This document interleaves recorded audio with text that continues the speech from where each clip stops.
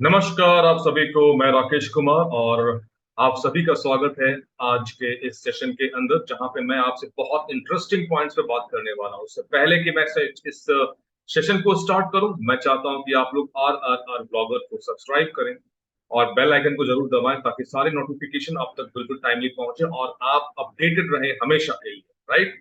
तो मैं अभी जो आपसे शेयर करने जा रहा हूं वो बहुत ही इंपॉर्टेंट इसलिए है क्योंकि ये थोड़ा सा पॉलिटिकल करेक्ट है। इसके अंदर पॉलिटिकल करेक्ट क्यों है? क्योंकि हमारे नरेंद्र मोदी यानी कि हमारे देश के जो प्रधानमंत्री हैं 2014 में और आज के दिन में इन्हें 9 साल इन्होंने कंप्लीट कर लिया है as a PM of India. Right. तो इस 9 साल में अभी होड़ मची हुई है पूरे के पूरे हिंदुस्तान में। अगर आप मीडिया के ऊपर बात करो, अगर आप यूट्यूब पे चले जाओ, आप कहीं भी किसी भी प्लेटफॉर्म सोशल मीडिया पे चले जाओ, ये अभी एक लड़ाई छिड़ी हुई है कि इस 9 साल में नरेंद्र मोदी ने क्या क्या किया। राइट। जहां पे नरेंद्र मोदी और बीजेपी पार्टी जो है, सरकार जो है, अपने अचीवमेंट्स को गिनाने से पीछे नहीं हट रही है, वहीं पे कांग्रेस ने उठा दिए हैं इस 9 साल पे 9 सवाल, और उस 9 सवाल का जवाब देना भारी पड़ रहा है अपोजिशन पार्टी को। राइट। उसके ऊपर भी हम लोग चर्चा करेंगे, बहुत सारी बातें आप लोगों से करना है। और इस 9 साल के ड्यूरेशन में हिंदुस्तान में क्या क्या हुआ, किस तरीके से काम हुआ, क्या फायदा मिला हमारे आम आदमी को, हमारे पब्लिक क्या उसमें बेनिफिट उठा पाई या नहीं उठा पाई, ये सारी बातें हम लोग करने वाले हैं। इसलिए लगातार बने रहिएगा इस सेशन के अंदर, क्योंकि बहुत इंपॉर्टेंट इंफॉर्मेशन मिलने वाला है। क्योंकि ये देश के हित का सवाल है, ये देश के लिए क्वेश्चंस अभी जो जो मुद्दे उठ रहे हैं वो देश के उठ रहे हैं, और हम लोग, मैं और आप इस देश के नागरिक हैं, तो हमें पता होना चाहिए कि हमारे देश में चल क्या रहा है, हमारे जो प्रधानमंत्री हैं वो क्या बातें कर रहे हैं, क्या अचीवमेंट्स की बातें हो रही है। उसको हम लोग थोड़ा सा बैक फुट पे जा करके मैं आपको वापस से याद दिलाऊंगा कि पिछले 9 साल में क्या क्या हुआ है हमारे देश के अंदर, जिसके अंदर मैं बताऊं, जो कि आप शुरुआत आप याद करो कि स्वच्छ भारत अभियान जब नरेंद्र मोदी प्रधानमंत्री बने थे, तो हमारे हिंदुस्तान में सबसे पहला कंटेंट क्या मिला था लोगों को? स्वच्छ भारत अभियान। स्वच्छ भारत अभियान के तहत 12 करोड़ टॉयलेट बनवाए गए हमारे हिंदुस्तान के अंदर, 12 करोड़ टॉयलेट बनवाए गए और उसको हमारे देशवासियों को लिए दिया गया। राइट। ये एक अचीवमेंट्स के तौर पे हमारे देश में हमारे प्रधानमंत्री और हमारे जो सरकार है, इस चीज को एक तरीके से अपना एक अवार्ड की तरह अपने आप को दिखा रही है कि हमने ये काम किया है। राइट। 9 साल के अंदर अप्रोक्स 46 करोड़, 46 करोड़ लोगों का बैंक अकाउंट खोला गया अंडर जन धन योजना। जन धन योजना के तहत 46 करोड़ लोगों का बैंक अकाउंट खोला गया। क्यों खोला गया, कैसे खोला गया, क्या बेनिफिट मिला, नहीं मिला, ये सारे सवाल का जवाब आप लोगों के पास है। और आप लोग अपना व्यू कमेंट बॉक्स में जरूर मेंशन करना कि आप इस बात से सहमत हो या नहीं। राइट। अप्रोक्स मुद्रा योजना के तहत गवर्नमेंट ये भी बात कर रही है कि मुद्रा योजना के तहत अप्रोक्स 23.2 लाख करोड़, 23.2 लाख करोड़ का लोन दिया गया है हमारे हिंदुस्तान में। हमारे लोग बेनिफिटेड हुए हैं। क्या लगता है आपको कि 23 लाख करोड़ का जो लोन लिया गया, लोन दिया गया इनफैक्ट हमारे देशवासियों को, पैसा कहाँ गया? उस पैसे का कौन से बिजनेस स्टार्ट हुए? क्या आपके पास अपडेट है? आप अपने इस सारे पॉइंट्स को, अपने व्यूज को जरूर मैसेज के थ्रू मुझ तक पहुंचाइएगा। राइट। उसके बाद मैं आप लोगों को बताता हूं अप्रोक्स 3.45, 3.5 करोड़ घर बना करके दिया गया हमारे देश के अंदर, हमारे देशवासियों को अंडर आवास योजना। आवास योजना के अंदर 3.45 करोड़ घर बना करके लोगों को दिया गया। क्या है एग्जैक्ट सिचुएशन आपके शहर में, क्या हुआ, नहीं हुआ, क्या अपडेट हुआ, आप जरूर चैट बॉक्स में जाकर मैसेज करके आप हमें अप्लाई कर सकते हो। राइट। अप्रोक्स 9.5 करोड़, 9.59 करोड़ लोगों को गैस कनेक्शन दिए गए। गैस कनेक्शन दिए गए किसके तहत दिए गए? ये दिया गया उज्ज्वला योजना के तहत। Right. Approx 4.4 CR people get benefited to Jan Arogya योजना। जन आरोग्य योजना के तहत अप्रोक्स 4.5 करोड़ लोगों को बेनिफिट मिला, लोगों ने अपना इलाज करवाया, ऐसा सरकार कह रही है। राइट। और इसमें मैं आप लोगों की चीज और मैं बता दूं, अप्रोक्स 6,000 रुपए हमारे किसान भाइयों को मिलता है। 12 करोड़ जो फार्मर्स हैं हमारे हिंदुस्तान के, 12 करोड़ किसानों के पास 6,000 रुपया सालाना उनके पास एक मदद के तौर पे एक अमाउंट पहुंचता है, जो कि गवर्नमेंट देती आ रही है। Right. Approx 11.66 crore people get benefited Har Ghar Jal योजना। जल योजना के तहत लोगों के घर तक पानी पहुंचाया गया, पीने का पानी पहुंचाया गया, और नंबर है 11.66 करोड़। ये सारे जो हैं वो अचीवमेंट्स हैं जो आज नरेंद्र मोदी की सरकार बताने से पीछे नहीं हट रही, और कल अलग अलग तरीके से ये सारे अचीवमेंट्स को बताया जा रहा है। इसके पीछे रीजन ये भी है कि 2024 में लोकसभा का इलेक्शन होने वाला है और इसकी तैयारी अभी से लोगों ने शुरू कर दिया है। तो जरूरी है कि सारे अचीवमेंट्स को सामने रखा जाए और ये सारे अचीवमेंट्स जो मैं आपको बता रहा हूँ, इसके अगेंस्ट में कुछ ऐसी चीजें हुई हैं जो कि बहुत ही इंटरेस्टिंग हुई हैं, राइट? उसके लिए आपको आखिर तक बने रहना पड़ेगा हमारे साथ, लगातार बने रहिएगा। मैं कुछ और आपको 9 साल में पीएम मोदी के 9 बड़े फैसले, ये 9 बड़े फैसले कौन से हैं? और इस जो फैसले किए गए हैं हमारी सरकार की तरफ से, इसमें क्या लोगों को बेनिफिट मिला है, उसके बारे में आप लोग अपने व्यूज जरूर शेयर करना। उसमें कुछ चीजें मैं आपके सामने शेयर करता हूं। 2014 में पीएम नरेंद्र मोदी ने स्वच्छ भारत अभियान की शुरुआत की। 2015 में पीएम मोदी ने आवास योजना के तहत तेजी से काम को आगे बढ़ाया गया, राइट? 2016 में नोटबंदी, जिसको हम लोग कहते हैं डीमोनेटाइज करना, 2016 में नोटबंदी का एक बड़ा फैसला लिया गया। उससे हमें और आपको फायदा हुआ या नुकसान हुआ? हमारी इकोनॉमी नीचे गई या ऊपर गई? हमारे बिजनेसमैन को फायदा हुआ या नुकसान हुआ? देश को फायदा हुआ या नुकसान हुआ? ये जरूर आप लोग अपना वॉइस, अपना जो है कमेंट है, जरूर मुझे कमेंट के थ्रू आप लोग अपने अपने व्यूज जरूर शेयर करना। 2017 में देश की अर्थव्यवस्था की तेजी से तेज गति से देने के लिए जीएसटी लागू का कानून लागू कर दिया गया। जीएसटी लागू होने से कितने लोगों को बेनिफिट मिला, ये आप लोग अपने व्यू जरूर शेयर करना। 2018 में मोदी सरकार ने पात्र लाभार्थियों के लिए आयुष्मान भारत योजना की शुरुआत की, जिसके तहत पात्र लाभार्थियों को मुफ्त में स्वास्थ्य सुविधाएं दी गई, राइट? 2019 में मोदी सरकार ने जम्मू कश्मीर में 370 का जो हमारा कानून था, उसको हटाने का फैसला लिया। 370 का जो कानून था, 370, राइट? ये हमारे जम्मू कश्मीर से हटाया गया। उससे कश्मीर को फायदा हुआ या नुकसान हुआ? क्या बेनिफिट मिला? ये सारी बातें जो है आप लोग को बताना पड़ेगा, जस्ट राइट। तो मैं आप लोगों से जो यहाँ पे शेयर कर रहा था, 370 का जो कानून है, 370 का जो कानून जो हटाया गया, वहां जम्मू कश्मीर से हमारे देश को फायदा मिला या नुकसान में नुकसान हुआ? हमारे देश की इकोनॉमी में क्या फर्क पड़ा? जम्मू कश्मीर के आम जनता को क्या फर्क पड़ा? उससे फायदा हुआ, नुकसान हुआ? ये मैं चाहता हूं कि आप कमेंट बॉक्स में अपना मैसेज इसको ड्रॉप जरूर करें, राइट? जब बड़ी बड़ी फैसलों की बात कर रहे हैं तो एक बहुत ही इंपॉर्टेंट फैसला हुआ, और वो फैसला आज से नहीं, कई सालों से उसके ऊपर बातें चल रही थी, जहां पे बात हम लोग करेंगे राम मंदिर को लेके। सुप्रीम कोर्ट ने एक वक्तव्य जारी किया 2020 के अंदर, जहां पे उन्होंने निर्माण के लिए एक ट्रस्ट का गठन कर दिया। 2020 में राम मंदिर के लिए, कि राम मंदिर बनना चाहिए, उसके लिए एक ट्रस्ट का गठन हुआ 2020 में। 2021 में कोरोना से बचाव के लिए मोदी सरकार ने स्वदेशी वैक्सीन के जरिए टीकाकरण अभियान की शुरुआत की। 2021 में टीकाकरण हुआ और बहुत ही सक्सेसफुली जो वैक्सीन हमारे देश में लोगों को लगाए गए, अप्रॉक्स 120 करोड़ लोगों तक उस वैक्सीन को पहुंचाया गया। No doubt it's a big achievement, right? Digital India के सपने को पूरा करने के लिए मोदी सरकार ने 5G को लॉन्च किया। सवाल ये उठता है कि डिजिटल इंडिया को लॉन्च करने के लिए, उसको नेक्स्ट लेवल पे ले जाने के लिए 5G को लॉन्च किया गया, या 5G अगर ये नहीं भी होता तब भी लॉन्च हो जाता? 4G तो बहुत पुराना हो चुका है, दूसरे कंट्री में तो 7G चल रहे हैं, राइट? तो हमारे हिंदुस्तान में अगर 5G लॉन्च हुआ है तो ये इसके पीछे क्या मंशा है, आप समझ रहे हो? उस चीज को आप लोग ध्यान से समझ, राइट? और अपना कमेंट जरूर आप लोग शेयर करना। कुछ और फैक्ट एंड फिगर्स मैं आपके सामने शेयर करता हूं। 2014 से लेके 2023 तक, यानी कि इस पूरे कार्यकाल में आप एक चीज समझने की कोशिश करना कि हमारे देश में हुआ क्या है। अचीवमेंट्स तो बात तो अच्छी लग रही है सुनने में, नंबर्स पे बात करते हैं, जब फैक्ट एंड फिगर्स पे बात करते हैं, राइट? 2014 में देश के अंदर मेडिकल कॉलेज की संख्या लगभग 387 थी। 387 आपकी संख्या थी, 387, जो बढ़कर हो गई 692, 692। 387 से बढ़कर के 692 तक पहुंच गई। क्या? मेडिकल कॉलेजेस के नंबर्स बढ़े। इससे क्या बेनिफिट मिला आपको?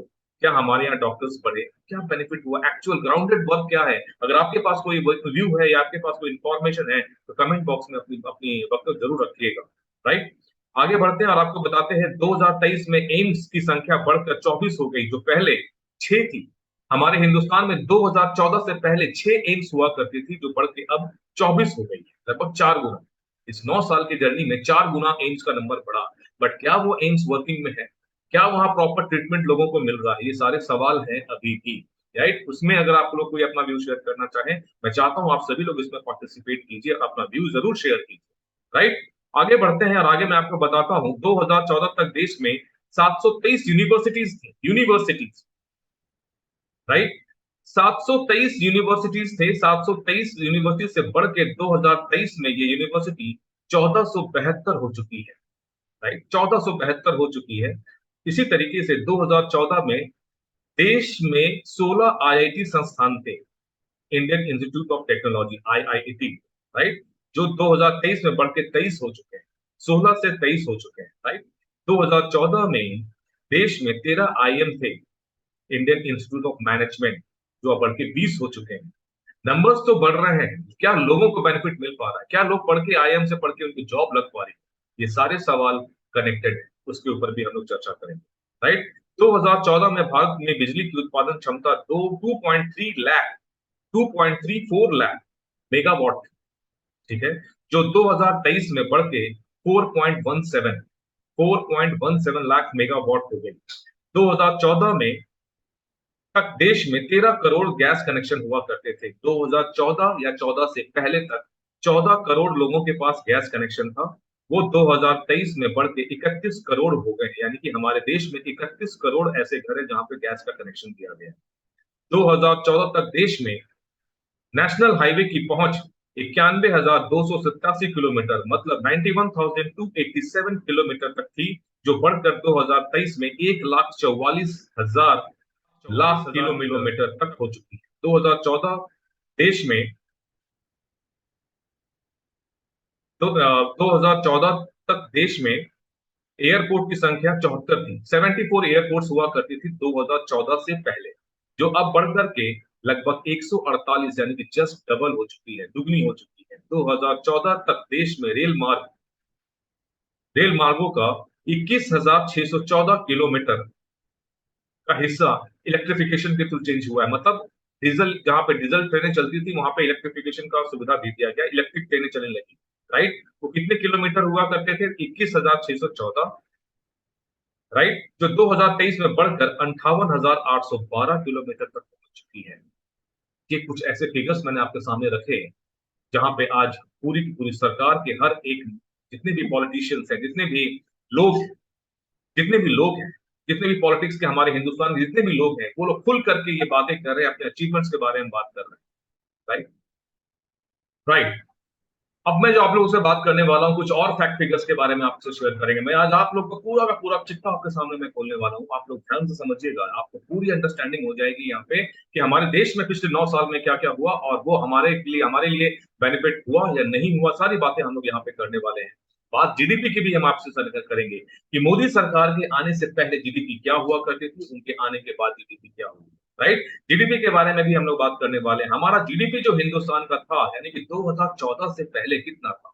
2014 से पहले, जैसा कि आप स्क्रीन पर देख पा रहे हो, राइट, 2014 से पहले 112.33 लाख करोड़, राइट, 112.33 लाख करोड़ हुआ करती थी, जो कि बढ़ के 272.04 लाख करोड़ तक पहुंची 2023 में, और ये फिगर बिल्कुल लेटेस्ट फिगर है, राइट। ये बात मैंने आपसे जीडीपी की कही। आम आदमी की सालाना कमाई की अगर हम लोग बात करें, जो एवरेज इनकम आती है रिपोर्ट्स के अकॉर्डिंग मैं आपको बताऊं, लगभग 80,000 रुपए की आम एक इनकम हुआ करती है एक आम आदमी की। एक जनरल आदमी का एवरेज इनकम जो है वो लगभग 80,000 रुपए सालाना होती है, जो कि बढ़ के हो चुकी है 1,70,000, राइट। विदेशी मुद्रा की जब हम लोग बात करते हैं, तो विदेशी मुद्रा 2014 से पहले 18.28 लाख करोड़, यानी कि 18.28 लाख करोड़ हुआ करती थी, जो आज के डेट में मुद्रा भंडार बढ़ करके 49.26 लाख करोड़ हो चुकी है, राइट। विदेशी मुद्रा भंडार की मैं आपसे बात कर रहा हूँ। जब बात एक्सपोर्ट इंपोर्ट की करेंगे, तो एक्सपोर्ट का फिगर भी हम लोग आपके सामने रखते हैं। एक्सपोर्ट का फिगर क्या है? एक्सपोर्ट का फिगर आप देखोगे तो लगभग 19 लाख करोड़ हमारा एक्सपोर्ट हुआ करता था 2014 से पहले, राइट, जो अभी 2023 में बढ़ के लगभग 36 लाख करोड़ पहुंच चुका है, यानी कि 19 करोड़ से बढ़ के 36 लाख करोड़ पहुंच चुका है पिछले 9 साल के अंदर, राइट। इंपोर्ट की जब हम लोग बात करते हैं, क्या इंपोर्ट का क्या फिगर आ रहा है, उसमें आप देखोगे 2014 से पहले 27.15 यानी कि 27.15 लाख करोड़ हुआ करता था, जो कि बढ़ करके 57.33 लाख करोड़ पहुंच चुका है, राइट। जब बात हम लोग इतनी कुछ कर रहे हैं, तो विदेशी कर्ज को क्यों छोड़े, राइट। तो विदेशों से कितना कर्ज हमने ले रखा है, वो उसको भी जानना बहुत जरूरी है। इसके लिए मैं आपको बता दूं कि 409 अरब डॉलर 2014 से पहले इतने लोन हमने ले रखे थे, विदेशी कर्ज जो हम लोगों ने ले रखे थे, और ये कर्ज जो है घटा नहीं है, ये पिछले 9 साल में बढ़कर 613 अरब डॉलर हो चुका है, यानी कि विदेशी कर्ज के तहत हमारे हिंदुस्तान जो है वो दबता जा रहा है। राइट, ये सारे पॉइंट ऐसे हैं जिस पर डिस्कशन होना बहुत जरूरी है। इसके अलावा कुछ और फैक्ट फिगर्स मैं कुछ रिपोर्ट कार्ड में आपके सामने रखने वाला हूं। बात जब इतनी कर रहे हैं तो क्यों ना हम लोग रोजगार रोजगार की बातें करें। रोजगार रिपोर्ट क्या है? हमारे देश में एम्प्लॉयमेंट की इतनी बड़ी मुद्दा है, लेकिन कोई नहीं इसके ऊपर बात करता। रिपोर्ट हम लोग अभी जो रिपोर्ट के अकॉर्डिंग मैं आपको रिपोर्ट कार्ड दिखाने वाला हूं, जहां पे मैं ये बात कहूंगा कि 2014 से पहले, 2014 से पहले यानी कि मोदी सरकार से पहले जो हम बेरोजगारी दर था वो 3.40% था। 3.40%, जो कि बढ़कर 8.10 2023 में हो गया है। मतलब बेरोजगारी चरम पे है। हमारे हिंदुस्तान में लोगों को नौकरियां क्यों नहीं मिल पा रही हैं? The biggest question. इसका क्या सॉल्यूशन है, क्या समाधान है, उसके ऊपर बात करना बहुत जरूरी है। राइट, यहाँ पे आपको मैं बताऊं, हमारे देश में नौकरी करने वालों की संख्या कितनी थी 2014 से पहले और आज कितनी है, ये भी जानना बहुत जरूरी है। यानी कि इस 9 साल में नौकरियां हुई, लोगों को नई नौकरी मिली कि नहीं मिली, क्या हुआ है 9 साल के अंदर, तो आपको एक चीज मैं क्लियर करूं, बहुत इंटरेस्टिंग फिगर है ये। मोदी सरकार से पहले यानी कि 2014 से पहले हमारे हिंदुस्तान में 42.8 यानी कि 42.8 करोड़ लोगों के पास नौकरियां थी, जो 2023 में घट के 41.01 करोड़ लोग रह गए। यानी कि यहाँ पे 1 करोड़ से ऊपर लोगों की नौकरियां गई हैं, जिनके जिनकी वापसी जिनके जिनके नौकरी दोबारा लग नहीं पाई। ये एक बेरोजगारी दर की बात करें या फिर जो नंबर्स ऑफ जॉब है हिंदुस्तान की बात करें, दोनों जगह हम लोग मात खाए हुए। 9 साल में बहुत ही बुरी हालत हुई है। इसके बारे में भी चर्चा करना बहुत जरूरी है। राइट, हम लोग और भी कुछ आपके फैक्ट फिगर्स में आपके सामने रखने वाला हूं। कुछ शिक्षा को लेकर हम लोग बात करते हैं, एजुकेशन को लेकर भी बात करते हैं आपके सामने। तो सारे फैक्ट फिगर्स मैं इसलिए दे रहा हूं आपको, क्योंकि आपको समझ में आए कि हमारे हिंदुस्तान में पिछले 9 साल में क्या हुआ और क्या दिखाया जा रहा है, कितनी सच्चाई है, क्या फैक्ट फिगर्स है, ये आप तक पहुंचाना मेरी रिस्पॉन्सिबिलिटी है। इसलिए आज मैंने सारे फैक्ट फिगर्स रिसर्च करके निकाला और आपके सामने में रखा। बात हम लोग एजुकेशन की करें तो वहां पे शिक्षा बजट हो या स्कूल हो या टीचर्स हो या स्टूडेंट्स हो या यूनिवर्सिटीज हो, ये सारे पे सारे आंकड़ों के ऊपर हम लोग बात करने वाले हैं। राइट, यहाँ पे आप देखना, मोदी सरकार से पहले यानी कि 2014 से पहले एजुकेशन का क्या बजट हुआ करता था, शिक्षा बजट क्या हुआ करता था, वो नंबर्स है लगभग 79,451 79,451 करोड़ ये बजट हुआ करता था एजुकेशन के ऊपर। ठीक है, और आज के डेट में क्या वो नंबर्स बढ़ के 1,12,00,000 करोड़ पहुंच चुका है, 1.12 लाख करोड़ पहुंच चुका है। राइट, शिक्षा बजट जो है पिछले 9 साल में बढ़ा है। जब बात हम लोग स्कूल की करते हैं, 2014 से पहले नंबर्स ऑफ स्कूल जो हमारे यहाँ थे वो लगभग 15.18 लाख यानी कि 15.18 लाख स्कूल हुआ करते थे। 2023 में ये नंबर घट के 14.89 स्कूल्स ही रह गए हैं। यानी कि नंबर्स ऑफ स्कूल पिछले 9 साल में घटे। क्यों घटे हैं, ये पॉइंट हमें डिस्कशन करना पड़ेगा। इसके बारे में भी डिटेल में आपको बताऊं। बात जब हम लोग टीचर की करते हैं तो शिक्षक हमारे जो भर्तियां हो रही हैं वो पिछले 9 साल में किस दर से बढ़ा है, ये भी समझना और इसको जानना बहुत जरूरी है। यानी कि 2014 से पहले यानी कि मोदी सरकार से पहले दी नंबर्स ऑफ टीचर्स जो हमारे हिंदुस्तान में है वो थी 82.69 लाख। राइट, 82.69 लाख टीचर हमारे हिंदुस्तान में 2014 से पहले थी, जो ये बढ़कर 95 यानी कि 95.07 लाख पहुंच चुकी। यहाँ पे इंक्रीमेंट हुआ है, लेकिन नंबर्स का परसेंटेज काफी कम है। राइट, बात जब हम लोग स्टूडेंट्स की करते हैं, स्टूडेंट जो हमारे पास हुआ करते थे 2014 से पहले, राइट, 26.83 यानी कि 26.83 करोड़ जो स्टूडेंट्स हमारे 2014 में यानी कि मोदी सरकार से पहले थे, आज वो घट करके 26.52 रह गए हैं। तो नंबर्स ऑफ स्टूडेंट्स क्यों कम हो रहे हैं, स्टूडेंट्स के नंबर्स क्यों कम हो रहे हैं, ये भी जांच करने का विषय है। यूनिवर्सिटीज की जब हम लोग बात करते हैं तो 723 यूनिवर्सिटीज 2014 से पहले थी, जो बढ़ करके अभी 1113 यूनिवर्सिटीज हो गए हैं। राइट, ये सारे वो आंकड़े हैं जो आपको अगर आप नेट पर सर्च करोगे ऑथेंटिक तरीके से तो आपको वहां पे भी बातें समझ में आ जाएंगी। अब बात करते हैं हेल्थ के ऊपर। हेल्थ के ऊपर जब हम लोग बात करेंगे कि उसके ऊपर भी क्या बजट, राइट, स्वास्थ्य बजट क्या है वो भी जानना बहुत जरूरी है। ये सारे रिपोर्ट्स मैं आपके सामने इसलिए रख रहा हूँ ताकि आप तक पूरी इंफॉर्मेशन पहुंच पाए। राइट, यहाँ पे स्वास्थ्य बजट की जब हम लोग बात करेंगे तो यहाँ पे लगभग 37,330 करोड़ का बजट हुआ करता था 2014 से पहले यानी कि मोदी सरकार से पहले, जो आज के डेट में बढ़कर 89,155 करोड़ हो चुकी है, यानी कि लगभग 90,000 करोड़ का बजट गवर्नमेंट ने सेट किया है। 37,000 से बढ़कर के ये 90,000 तक पहुंच चुका है, राइट। जब बात हम लोग डॉक्टर्स की करेंगे, डॉक्टर्स के नंबर्स बढ़े हैं या घटे हैं? जब मेडिकल कॉलेजेस बढ़े हैं तो डॉक्टर्स की संख्या भी बढ़ेगी, 100% बात है। 9.38 का आंकड़ा हुआ करता था 2014 से पहले, यानी कि मोदी सरकार से पहले, जो बढ़ के 13.08 लाख पहुंच चुका है, राइट। जब बात हम लोग मेडिकल कॉलेज की करेंगे तो मेडिकल कॉलेज 387 मेडिकल कॉलेज पहले हुआ करते थे, जो बढ़ के 660 पहुंच चुका है। ये सारे वो फिगर्स हैं, राइट। यहाँ पे आपको जो मैं बता रहा हूँ, जो भी जितनी बातें मैंने की, ये हेल्थ से रिलेटेड बातें, स्वास्थ्य रिपोर्ट के बारे में मैंने आपके सामने कुछ फिगर्स रखे, राइट। अब हम लोग कुछ और बातें भी आपको समझाते हैं। खेती किसानों की बात कैसे कैसे कैसे हम लोग छोड़ सकते हैं हम अपने किसानों को, राइट। खेती किसानी रिपोर्ट कार्ड के बारे में भी हमें बात करना पड़ेगा। 2014 में मैं बात वो करने वाला हूं कि एमएसपी, एमएसपी जो हमारा है, एमएसपी को आप समझना कि जो एमएसपी 2014 से पहले लोगों को, किसान को मिलता था, वो लगभग 1350 रुपए प्रति क्विंटल हुआ करता था। ये बात मैं जो आपसे कह रहा हूँ गेहूं की बात कर रहा हूँ, ठीक है। गेहूं प्रति क्विंटल जो प्राइस आती थी वो 1350 मिलती थी सर, हमारे फार्मर्स को, जो आज के डेट में बढ़कर 2125 हो गई है, 2125 प्रति क्विंटल, पर क्विंटल, राइट। 2014 की बात मैं आपको बता रहा हूँ। गेहूं के अलावा अगर हम चावल की बात करें तो मोदी सरकार में क्या हुआ, उससे पहले क्या था, यानी कि 2014 से पहले चावल की अगर हम लोग बात करें तो 1310 रुपए पर क्विंटल की रेट निकलती थी, राइट। जो आज की डेट में बढ़ के 2040 रुपए हो गए हैं पर क्विंटल की रेट आ चुकी है, राइट। किसानों की कमाई की हम लोग अगर बात करें तो कमाई जो है आज के डेट में 12-13 में जो हमारे पास जो कमाई थी, लगभग 6,426 रुपए की कमाई हुआ करती थी मंथली। महीने की कमाई एक किसान की 6,426 रुपए हुआ करती थी। आज के डेट में यानी कि 2018-19 का जो मैं फिगर आपको मैं शेयर कर रहा हूँ, उस फिगर के अकॉर्डिंग 10,248 रुपए की महीने की कमाई बढ़ चुकी है। इनकम जस्ट डबल तो नहीं हुई, लेकिन नंबर्स बढ़े, राइट। ये बातें जो मैं आपसे शेयर कर रहा हूँ, कुछ अब लोग बहुत इंपॉर्टेंट चीजें छूट रही हैं जिसके बारे में भी बात करना बहुत जरूरी है, वो आप सभी लोगों से कनेक्टेड है।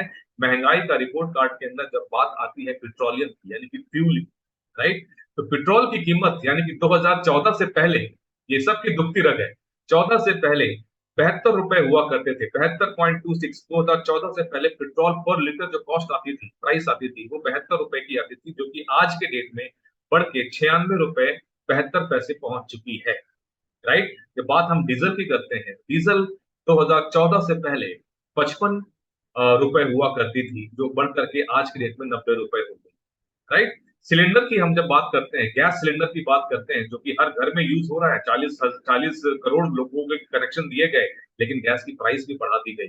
जो 400 रुपए में गैस मिला करता था 2014 से पहले, वो आज के डेट में दोगुना नहीं, 3 गुना, यानी कि 3 गुना लगान देना पड़ेगा। लगान मूवी आपने देखी होगी। गैस की प्राइस अप्रॉक्स 3 गुना हो चुकी है पिछले 2 सालों में। ये है हमारी कुछ रिपोर्ट्स जो मैं आप लोगों से मैं शेयर करना चाह रहा था, जो मैंने आप लोगों को बताई, राइट। आई होप कि ये सारे जो फैक्ट एंड फिगर्स हैं, ये आपको समझ में आया होगा। अब एक बहुत ही इंपॉर्टेंट मुद्दे पे हम लोग आते हैं। बहुत ही इंपॉर्टेंट मुद्दा क्या है, उस चीज को भी समझना बहुत जरूरी है, राइट। तो वो इंपॉर्टेंट मुद्दा मैं आप लोगों को बताने वाला हूं। जब ये सारे चीजें जब हमारे सरकार ने दिखानी चालू की, तो हमारे अपोजिशन पार्टी ने एक बहुत अहम और बहुत ही इंपॉर्टेंट मुद्दा छेड़ दिया, जहां पे 9 साल की अचीवमेंट्स की बातें हो रही थी, जहां पे 9 साल में क्या-क्या काम हुआ उसके ऊपर बातें हो रही थी, वहां पे कांग्रेस पार्टी के कुछ कद्दावर नेता ने 9 सवाल खड़े कर दिए। 9 सवाल, 9 साल की सक्सेस स्टोरी बताई जा रही थी, लेकिन वहां पे 9 सवाल खड़े कर दिए गए, और इस 9 सवाल का जवाब अब बीजेपी को देना पड़ेगा, क्योंकि ये बहुत बड़ा मुद्दा बन चुका है, और ये 9 सवाल क्या हैं, ये भी जानना बहुत जरूरी है, ठीक है। हमारे देश में पिछले 9 साल में जो बात आती है, पहला सवाल जो उन्होंने उठाया है, इकोनॉमी के ऊपर उठाया है। इकोनॉमी के ऊपर उठाने का मतलब उन्होंने ये कहा है कि इन्फ्लेशन रेट हमारे देश हाई रॉकेट, मतलब रॉकेट की तरह जो ऊपर गई है, उसके पीछे क्या रीजन है? क्यों हमारे देश में इन्फ्लेशन इस कदर बढ़ रही है? अनएम्प्लॉयमेंट इतना ज्यादा क्यों है? पहला सवाल। अनएम्प्लॉयमेंट की बातें मैं आप लोगों को फैक्ट एंड फिगर्स दिखाया, वहां बात बिल्कुल सही है कि एम्प्लॉयमेंट घटी है। 1 करोड़ से ज्यादा लोगों की नौकरियां गई हैं जो रिकवर नहीं हो पाए। ये एक सवाल उठाया गया है, बहुत स्ट्रांगली तरीके से उठाया गया है, राइट? और यहाँ पे जब इन्फ्लेशन, महंगाई दर जो बढ़ता जा रहा है, उसके ऊपर क्यों नहीं रोक लग रही है, वो भी बातें हम लोगों को, ये सवाल उठाया गया है, जिसका जवाब आज के सरकार को देना पड़ेगा। दूसरा सवाल उन्होंने ये उठाया है कि एग्रीकल्चर एंड फार्मर्स के ऊपर, एग्रीकल्चर एंड फार्मर्स के ऊपर जो है कि वहां पे एमएसपी प्राइस जो हम लोग बोलते हैं, एमएसपी प्राइस को लीगल गारंटी क्यों नहीं दिया जा रहा है, उनको गारंटी क्यों नहीं दी जा रही, क्यों नहीं सरकार उनके लिए स्पेसिफिक रेट निकाल रही है, एमएसपी क्यों नहीं अप्रूव कर रही है, ये एक बड़ा सवाल जो है, ये पिछले 9 साल में कांग्रेस पार्टी ने पूछा है। अदर पार्टीज में भी कई लोग, उन लोगों ने भी सवाल उठाया है कि 9 साल में हमारे किसानों को एमएसपी अभी तक फाइनल लीगल क्यों नहीं किया गया, राइट? ये बातें हैं। और ये जो बीच में इन लोगों ने 3 लॉ जो लेकर के आए थे, राइट? 3 लॉ जो लेकर के आए थे, उसपे कितनी सारी बातें हुई, आप लोगों को पता है, ये सारे मुद्दे उठाए जा रहे हैं। करप्शन की बातें हो रही हैं। हमारे हिंदुस्तान में इतना हेवी करप्शन हुआ है पिछले 9 साल के अंदर, जहां पे हमारे हमारे लोगों को, यानी कि एलआईसी, एसबीआई जैसे जो ऐसी संस्थान हैं, जिनके पैसों को लॉस में, जो जिनको इन्वेस्टमेंट ऐसी कंपनी में क्यों करवाया गया, जहां पे अडानी जैसे लोगों को बेनिफिट पहुंचाया गया, जानबूझ कर कहा जा रहा है कि जानबूझकर अडानी को फायदा पहुंचाने के लिए एलआईसी का यूज किया गया, एसबीआई के पैसे को यूज किया गया। अगर ये चीजें हैं तो क्लैरिफिकेशन आपको देना पड़ेगा। ये बहुत बड़ा सवाल इन्होंने करप्शन को लेकर के उठा दिया है, इसका सवाल, ये तीसरा सवाल उन्होंने उठाया है। उसके बाद जब चौथे सवाल पे हम लोग पहुंचते हैं, वहां पे बातें ये होती हैं कि China and international national security के ऊपर बात हो रही है। सिक्योरिटी के ऊपर जब कहा जा रहा है कि पिछले 9 साल में आपकी विजिट 18 बार हो चुकी है चाइना में, चाइना के प्रेसिडेंट से आप 18 बार मिल चुके हो पर्सनली, उसके बाद भी चाइना जो है वो अपने करतूतों से वापस पीछे क्यों नहीं हट रहा है? वो हमारे जमीन को धीरे धीरे करके घेरता जा रहा है, हम लोग उस पर कोई एक्शन नहीं ले रहे हैं, और उसके बारे में कोई क्लैरिफिकेशन नहीं दिया जा रहा है। ऐसा क्यों है? ये बहुत इंपॉर्टेंट क्वेश्चन है। इस मुद्दे को क्यों दबाया जा रहा है, ये एक्चुअल में क्वेश्चन बनता है। मैं आप सभी से रिक्वेस्ट करता हूं कि अगर आपके पास कोई फैक्ट एंड फिगर्स है इसके बारे में, तो आप जरूर कमेंट बॉक्स में मेंशन कीजिएगा। उसके बाद पांचवा सवाल उन्होंने पूछा सोशल हार्मनी के बारे में। सोशल हार्मनी में क्वेश्चन ये पूछा जा रहा है कि यहाँ पे हमारे हिंदुस्तान में पिछले 9 सालों में लोगों को एक दूसरे के बीच में दरार डाला गया है, कास्टिज्म की बातें भी की गई हैं, ठीक है? यहाँ बातें जो हैं वो इस लेवल पे गई हैं कि लोग कहीं ना कहीं इनसिक्योर फील हो रहे हैं। सोशल हार्मनी जो थी वो कहीं ना कहीं घटा है, घृणा बढ़ा है, डिस्पैरिटी बढ़ा है। ये क्यों कर रही है सरकार? इसको, सरकार की क्या मंशा है, सरकार को इससे क्या बेनिफिट हो रहा है, इसके बारे में भी बात करना जरूरी है, राइट? सोशल जस्टिस की जब हम लोग बात करते हैं, तो सोशल जस्टिस के ऊपर भी काफी सारे सवाल उठाए जा रहे हैं। ये छठा सवाल है। और सोशल जस्टिस के अंदर बातें ये हो रही हैं कि सोशल जस्टिस में जितने भी हमारे सुप्रीम कोर्ट, हाई कोर्ट हैं, उनकी बातों को इग्नोर क्यों कर रहे हैं? क्यों रातों रात चीजें अदल बदल हो जाती हैं? किसके अप्रूवल से आप लोग अपने जो जो कभी जज बदल दिए जा रहे हैं, कभी कुछ चेंजेस हो रहे हैं, इसको क्यों नहीं रोका जा रहा है? ये पहले नहीं हुआ करता। आज ये सोशल जस्टिस की जब हम लोग बात करें, इससे भी लोगों का बिलीफ कहीं ना कहीं डगमगा चुका है, ठीक है? डेमोक्रेसी के ऊपर बात, क्वेश्चंस उठे जा रहे हैं। और डेमोक्रेसी के ऊपर इसलिए उठाया जा रहा है सवाल, क्योंकि लोगों का क्वेश्चन यहाँ पे ये आ रहा है कि हम लोग पैसे की पावर से लोगों को बोलने का हक जो है वो कम कर दिया गया है। लोग अपनी बात रख नहीं पा रहे। लोगों को वही दिखाया जा रहा है जो लोगों को सरकार दिखाना चाहती है। पैसों के दबाव में आकर के लोग वो काम कर रहे हैं जहां पे हमारी डेमोक्रेसी खतरे में आ गई। ये सवाल उन्होंने उठाया है, इससे गवर्नमेंट को क्या फायदा होने वाला है, ये इनका क्वेश्चन है। वेलफेयर स्कीम्स की जब हम लोग बात करते हैं, तो वेलफेयर स्कीम्स के अंदर ऐसी कोई, जितने सारे स्कीम्स, बहुत सारे ऐसे स्कीम्स थे जिनको हटा दिया गया, जिसमें आप देखोगे हमारे हिंदुस्तान के अंदर डिस्पैरिटी होती जा रही है, अमीर अमीर होते चले जा रहे हैं, गरीब गरीब होते चले जा रहे हैं। ऐसा करके सरकार की क्या मंशा है, उस पर क्लैरिफिकेशन उन्होंने मांगा है, राइट? और जो बजट है, बजट के ऊपर भी जो भी गरीबों के लिए जो बजट बनाया गया था, 80% लोगों के लिए जो बजट बनाया गया था, उसको कट डाउन करके कम क्यों किया जा रहा है? कोविड 19 मैनेजमेंट में इतने लोगों, इतनी 40 लाख लोगों की मौत हुई, उनके लोगों को अभी तक कोई मुआवजा नहीं मिला, राइट? इतने लोगों के मरने के बाद उनको कोई मुआवजा नहीं मिला। और इस तरीके से मिसमैनेज कर कर लोगों से जो जो भी आप लोगों ने खर्च किया, उसके ऊपर जो जो जो चले गए हमारे को छोड़ करके, उनके परिवार को देखने वाला कोई नहीं, कोई सहानुभूति नहीं, कोई सपोर्ट नहीं, कोई हेल्प नहीं सरकार की तरफ से आज तक किया गया। ऐसा क्यों? ये 9 सवाल उठा दिए गए हैं, जहां पे सरकार हमारी अपनी सारी सक्सेस स्टोरी सुनाने के प्लानिंग में है, वहीं पे ये 9 सवाल बहुत भारी पड़ रहे हैं हमारे सरकार के ऊपर, और इस पे सरकार को जवाब जरूर देना चाहिए। कैसा लगा आपको आज का ये सेशन? जरूर कमेंट करके बताइएगा, और मैक्सिमम लोग को शेयर कीजिए। क्योंकि ये इंफॉर्मेशन हर एक हिंदुस्तानियों के पास होनी चाहिए।